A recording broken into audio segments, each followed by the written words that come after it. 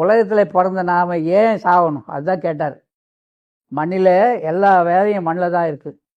ஆனால் தான் வள்ளல் பெருமான் பார்த்தார், இந்த மக்கள் நம்முடைய சகோதரர்கள் உலகத்தினத்தே மிகவும் பெரிதற்கரிய நாயாக பிறந்திருக்கலாம், கழுதியாக பிறந்திருக்கலாம், குதிரையாக பிறந்திருக்கலாம், எப்படி வேணாலும் பிறந்திருக்கலாம். மனுஷனாக வந்தேன், எப்படி வந்தேன், எங்கே பதிவு பண்ணேன், யார்கிட்ட பண்ணேன், சரி இந்த உடம்பை விட்டு போயிடுவேன், மறுபடியும் மனுஷனாக வேணும், எங்கே பதிவு பண்ணலாம், எங்கேயும் பண்ண முடியாது.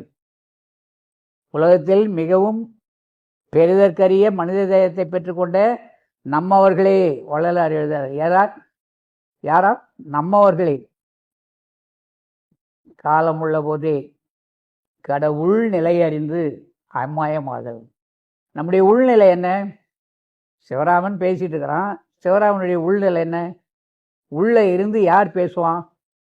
இந்த பேசுகிற ஆள் எங்கே போனான்? திடீர்னு ராத்திரி 12 மணி ஆனான்னா இவன் எங்கே போனான்? நீங்கள் எங்கே போகிறீங்க?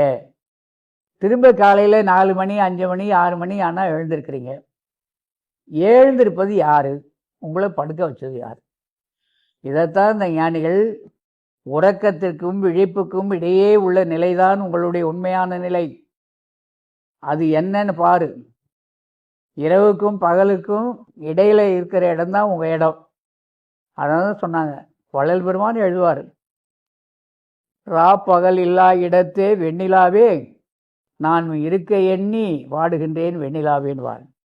நாம் இருப்புக்கும் நம்முடைய பிறப்புக்கு நம்முடைய இருப்புக்கு நம்முடைய இறப்புக்கு காரணமாகவும் காரியமாகவும் இருப்பது எது? காற்று. வலது பக்க சுவாசம், இடது பக்க சுவாசம். இந்த 2 சுவாசத்தை தெரிஞ்சுக்கிறதுக்கு வழி இருக்கான்னு கேட்குறாரு.